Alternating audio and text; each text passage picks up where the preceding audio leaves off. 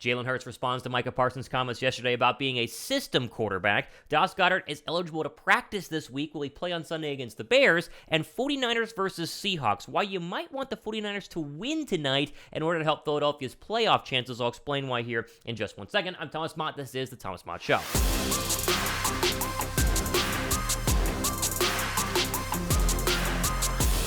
What's up, guys? Thomas Mott here. Welcome to the Thomas Mott Show on a Thursday. Hope you guys are doing great, getting ready for the Christmas break. However, we have a lot of Eagle stuff to go ahead and jump into before not only the Bear game, but more importantly, the Cowboy game 2 weeks from now. I'm very excited for that one, as you saw on my show yesterday. We need to go ahead and get back to these comments made by Micah Parsons on the Von Miller podcast, because Jalen Hurts and the rest of the Eagle team was at the podium yesterday. They were obviously asked about these comments, and the stark difference between a Cowboy player talking about the Eagle-Cowboy game and Eagle players talking about the Eagle-Cowboy game just shows you the difference in mentality both football teams have. Now, I know Micah Parsons doesn't speak for every single Cowboy in the entire Cowboys locker room, but he's kind of the face of the Dallas Cowboys, and the fact that he was joking around and taking shots at Jalen Hurts and calling him a system quarterback is really funny to just juxtapose, if I can say that word correctly, to compare, if you will, to what Hurts and Mailata and Kelsey and Sirianni and the rest of the Eagles had to say. Here's what they said. Here's your Yahoo Sports article via NBC Sports. Eagles shrug off Micah Parsons' comments about Jalen Hurts. And so here's, of course, the tweet from John Clark showing you from the VonCast, what Micah Parsons had to say. Missed my show yesterday. I had a full rant and reaction to that one. But here's what Hurts was said when asked about it. Quote, "We're worried about the Bears right now." That's it. That's the only little fuel we would go ahead and give to this fire, and that was basically pouring water on the fire. Hey, Jalen, give us a quote. We really want you to hear your thoughts on what Micah Parsons had to say. He called you a system quarterback. He doesn't think you're MVP. He's laughing, all this stuff. Jalen goes, worried about the Bears right now, right?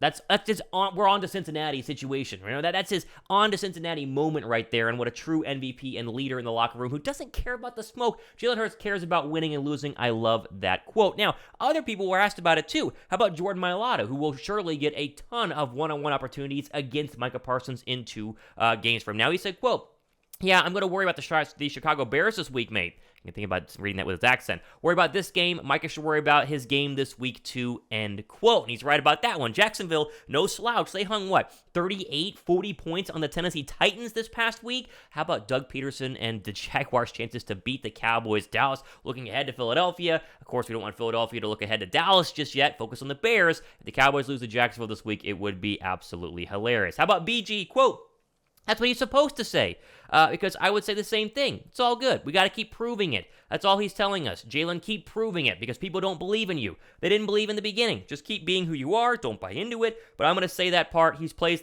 with the Cowboys, so that's what he's going to say, end quote. That's true, and I'm not against what BG is saying there, but he doesn't have to say that. I explained yesterday. All he had to say was, yeah, Hurts is looking pretty good. People are talking about him being the MVP. He got us in the first matchup. We got to come to play next Saturday on Christmas Eve. Boom. Done. Complete non-factor. We would not be talking about this today, and yet he went ahead and laughed and said, oh, he's system quarterback, blah, blah, blah.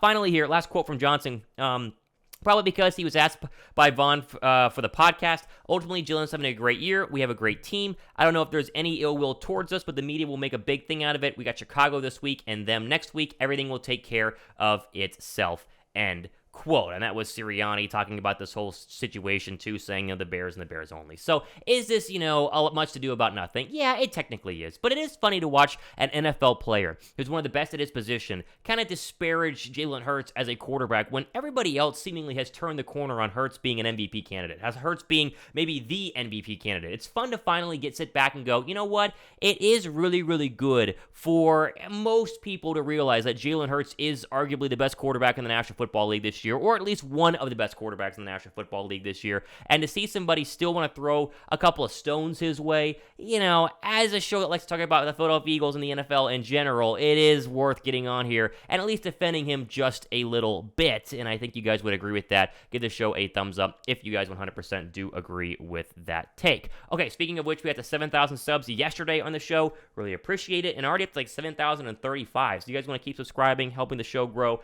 Tell your friends, go ahead and hit that red button. Okay, other good news here. We keep rolling on to some more important stuff. What actually matters, and not just people talking about football games, but people playing in football games. Dallas Goedert was activated to the 21-day practice window to return from IR. Here's a story from Bleeding Green Nation. Quote, Philadelphia Eagles activated Dallas Goedert's 21-day practice window to return from injured reserve, according to an official team announcement on Wednesday morning. The news was expected. Goedert is eligible to come off IR this week after missing the Eagles' last 4 games. Goedert originally suffered a shoulder injury while getting face masked without a penalty call, and the Eagles lost to the Washington Commanders. He was able to finish out that game, but was placed on IR afterwards. Speaking to reporters at the NovaCare complex recently, Goedert said that he expected to be able to play in Week 15, assuming there are no hiccups in practice this week. One would expect the Eagles to activate him prior to the 4 p.m. Eastern deadline on Saturday, so he can play this week, end quote. So it looks like he's going to play. And this has been the same situation for Jordan Davis a couple of weeks ago, Avonte Maddox last week. They do their 4 weeks, they do their time on IR, they're eligible to come back, they get activated on a Wednesday, and by Saturday afternoon, we know for sure that they're going to play. Now, Jordan Davis only played 6 snaps. I don't know the official snap count for Avonte Maddox this past Sunday, but he was in there for a decent amount of the plays. Wasn't all of them. I did see Josiah Scott out there for a couple of slot situations, but they started to work Avonte Maddox back in there, and so expect the same thing for Dallas Goedert. Work him back slowly. You don't need him to be a superhero against the Bears. Philadelphia should be able to handle their own without Dallas Goedert, as they have done every single week. Goedert has been out. They've been 4-0, and honestly, Stoll and Calcaterra have held down the fort pretty darn well. I want Goedert really healthy for the Dallas game. I want Dallas versus Dallas in a Dallas Goedert situation, and so I don't need to rush him back this week, but it is good to see that he is essentially feeling much better and activated and eligible to play. If there was a setback, we would obviously know by now, and it looks like the shoulder has healed very well, and that is great news for the Eagles. Now, speaking of this Bears game, regardless if Dallas Goedert plays or not, you guys can bet on this game with our friends at DraftKings by using the promo I talk about each and every day here on the show. Because a lot of people are new, and a lot of people don't fully understand how this works. And so if you want to just follow along, it's very simple. Link down below in the description box. If you go ahead and create a brand new DraftKings account, you bet $5 on the Eagles, you'll get $150 back if they win in free bets. And it's very simple. You just register, deposit, and then you place a money line bet. It's right there. It's very hard to miss. A money line bet on the Eagles next game. And if the Eagles win, that's what a money line bet is, against the Bears, you'll get $150 back in free bets. That's $150 on top of your winnings. You don't just have to bet $5. You could bet, $5 million if you wanted, $5,000. I know you obviously that's a lot of money, but you get my point. The minimum to bet is $5 to go ahead and get the promo if the Eagles win. So jump in on that deal you see on your screen right now. Okay, I do want to get to the National Football League as a whole. I want to get to the big game happening tonight between NFC West rivals, Seahawks and 49ers. That does impact Philadelphia, and it's a fun game to talk about anyway. But one quick thing. Let's just put the Cowboy stuff to bed until next week. Next week, Monday morning, we're going to jump on here. Big-time Cowboy hate week. But look at this. This was from today, Eagles Nation Twitter. The Eagles have opened as a 1-point underdog for their Christmas Eve matchup against the Dallas Cowboys. I don't think Philadelphia has been an underdog this season. I'm trying to think. Maybe the Viking game in week 2 because, of course, both teams were 1-0. But since the Viking game, surely they have not been an underdog all season long. They're 1-point underdogs against the Dallas Cowboys this coming week. Pretty crazy right there. You talk about betting on Philadelphia. I would smash Philadelphia in terms of -1 for the line and the money line as well. But I'm not a betting expert, so do whatever you want.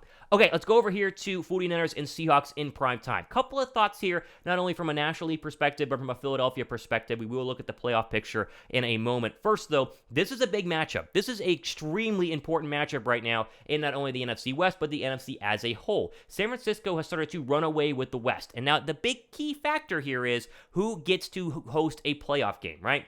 And not just who gets to host a playoff game, who gets to host a playoff game and then play the lower of the 2 top seeds in the NFC, right? If you are a 7 seed, you're going to have a much higher chance of playing the 1 seed, or you will play the 1 seed if you win your opening round matchup, versus if you're a 4 seed and he's a 3 seed, then it switches back and forth in terms of who will play the 1 seed. The lowest winning seed goes to play the 1 seed, aka Philadelphia. Now, Brock Purdy is questionable for this game, dealing with an injury that he suffered in the big, massive blowout win against the Tampa Bay Buccaneers. He's expected to play, but he is questionable. And my big question with him really is, can you sustain this, giant wave that you rode after beating Tom Brady in the Bucs? Because people are anointing him the next great quarterback in the Kyle Shanahan system. They're saying, we don't need Garoppolo. Who's Trey Lance? We have Brock Purdy, Mr. Irrelevant. Although I like to pump the brakes and say he was Mr. Irrelevant for a reason. Doesn't mean he can't ball out and win a lot of games. I mean, he can. The guy obviously played well last week, but let's see you do it, week after week there. And of course, from a Seattle perspective, they started to fall after the initial, Geno Smith is going to be comeback player of the year because he's been a bench quarterback his entire career post-Jets, or MVP there for a couple of weeks. That's really settled down as he's thrown a lot more interceptions and lost a lot more games. San Francisco on the road at Lumen Field, they are 3-point favorites. Now, in terms of the playoff picture, this is what I'm trying to explain to you about tonight's game. Right now, Philadelphia, virtually the one. You win this week, you win next week, you're the 1 seed. You're going to play on divisional round weekend at home at the Link, most likely in a primetime game, either Saturday night or Sunday afternoon. That's my bet there for Philadelphia. But really, my question is, who would you play in that divisional round matchup? Because you will get the lowest winning seed. And while we all think that it could be Dallas, because Dallas could, of course, beat the Tampa Bay Buccaneers, be a 5 seed, and then go on to play Philadelphia, it really could be San Francisco if they were to fall off a little bit, or Seattle if Seattle squeaks its way into the playoffs, right? Picture this. If the Niners lose tonight, Seattle's 1 game or really half a game out of being the number 3 seed, because Minnesota kind of has the 2 seed on lock. That can change, though, based on wins and losses. But let's say San Francisco falls to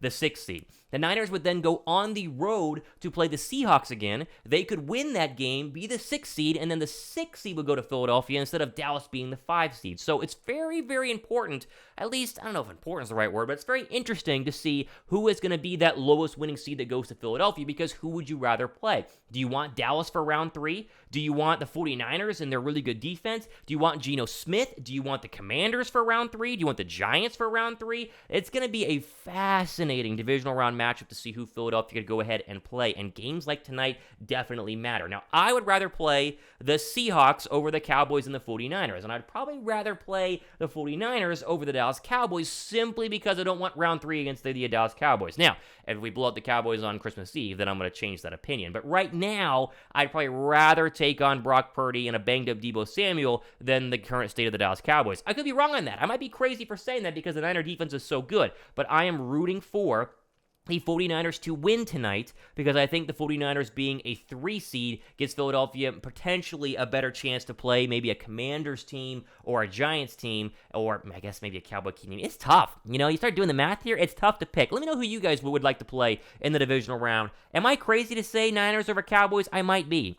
Maybe I should change that. I don't know. We'll see what happens on Saturday whenever they take on the Cowboys on Christmas Eve. But obviously, we have plenty to cover until that happens, so be sure to stay tuned for that. All right, I'm going to be out of town, obviously going home for Christmas, and so you're not going to be at this, nice home studio I have here in Atlanta. So just be ready for that. It's going to be a lot of shows where, blank backgrounds and using different microphones, but that's how it's going to be over the Christmas break, because that's how it goes. I can't bring all this cool stuff with me. So bear with me. Have a lot of fun. Going to cover everything as we always do, and hope you guys enjoy not only the Christmas break, but enjoy the show over the next couple of days. Focusing in on the Bears. No more Cowboy stuff till Monday. Bears focused right now, and then we'll worry about the Dallas Cowboys in later shows. I'm Thomas Mott. Enjoy your Thursday. See ya.